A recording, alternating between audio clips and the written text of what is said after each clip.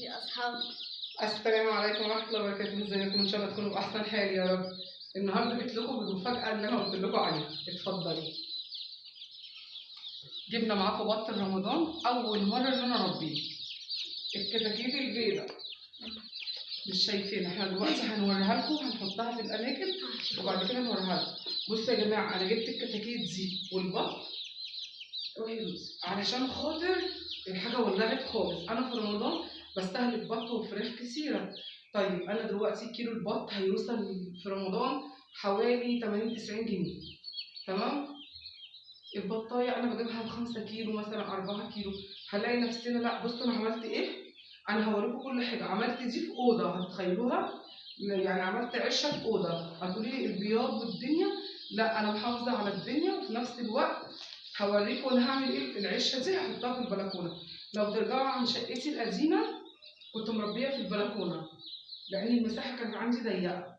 هوريكم هنعمل ايه في البط وفي الكتاكيت. ووسط الاوضه ما شاء الله مليانه شمس، بص انا مش مولعه نور ولا اي حاجه، والاوضه منوره، وهوريكم هنعمل ايه مع بعض بامر الله. تمسكهم بالراحة عشان خايفة يحصل لهم حاجة. طلعت 2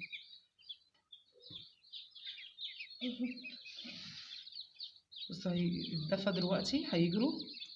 ده ساسو، ده بصوا يا جماعه، ده فراخ بيضه. يلا طلعي يا رودي، فضي العلبه كلها كده يا رودي. ما ينفعش يا ماما، انا هطلع البيض. بصوا البط مستني مرحلته.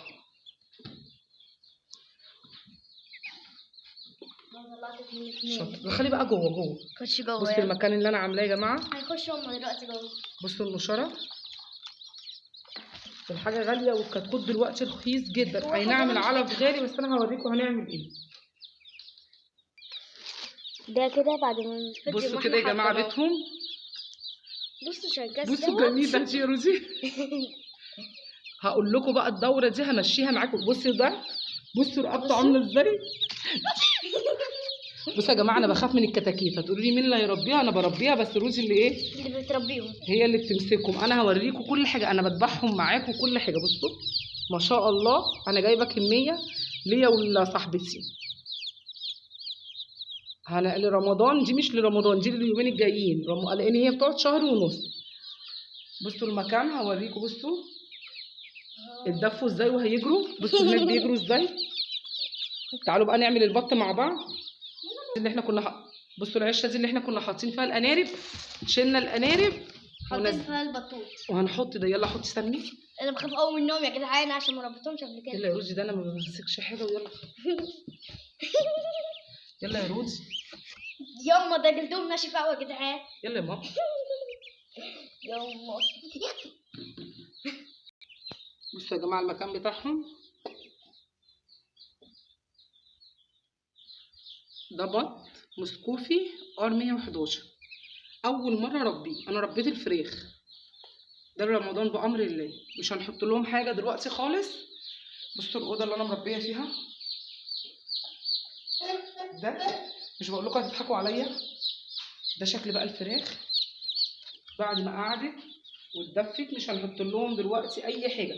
بصوا انا جايبه البني ده 10 ساسو. بصوا ما شاء الله. كل اللي احنا هنعمله دلوقتي مش هنحط لهم اي حاجه، هنستنى عليهم بامر الله. مفيش نص ساعه بس يستريحوا كده ويقعدوا في السخونيه، وبعد كده هحط لهم، هنزل بمحلول جفاف او عسل اسود في الميه، وانزل لهم اكل وكل حاجه. وبعد كده هديهم علاج. انا بديهم علاج اول مره. انا مربيه الفراخ البيضه دي مش حكايه عشان غاليه دلوقتي، انا مربيها من قبل كده. ارجعوا على القناه، كنت مربيها انا وعيالي في عشه في الشقه القديمه. الفراخ البيضه دي انا مش جايباها لرمضان، لان احنا لسه رمضان 3 شهور، وهي هتكون الدوره دي شهر ونص. عامه ان شاء الله تابعوني شوفوا هنعمل ايه مع بعض باذن الله النهارده. واللي عندها بلكونه تحط فيها 10 تجواز، والله بصي خير في بيتك ولعيالك. انا عامه جبت دولة وبدعم ربنا ان ربنا يكرمنا فيهم ان شاء الله. كل سنه وانتم طيبين. شويه كده هوريكم هنعمل معاهم ايه. بصوا يا جماعه، احنا معانا عسل. بصوا الاضاءه هنا، النور عسل اسود هنحطه على الميه دي. الميه دي للفراخ، والبط بتحطيه له على ميه عاديه. هناخد معلقه من ده ومعلقه من ده ونحطه هنا الاول كتحصين للفراخ والبط.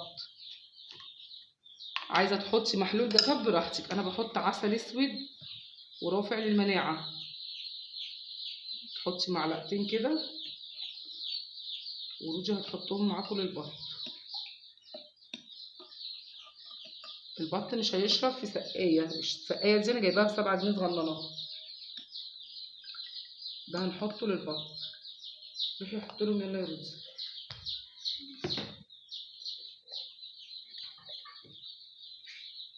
وهنا للفراخ.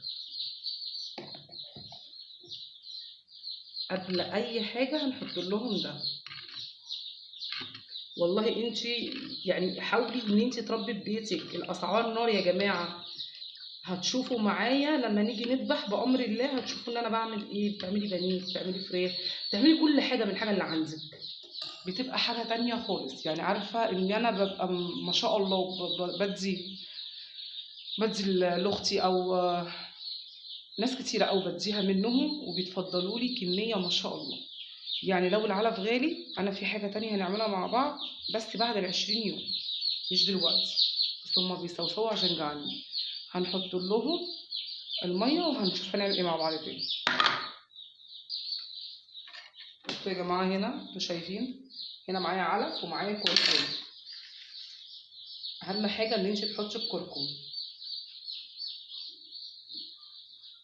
هنحط لهم كركم وهنديهم العلف ياكلوا، وهنشوفهم لما يجي ياكلوا. بصوا يا جماعه، هنا دي العشه دي اللي انا عملتها للبط مؤقتا. بصوا بسم الله ما شاء الله بيشرب وبياكل. وهنا الفراخ.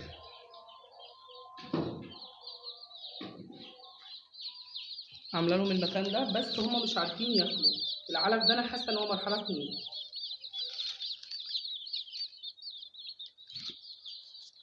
وهنا ينتهي فيديونا ونقول لكم السلام عليكم ورحمه الله وبركاته.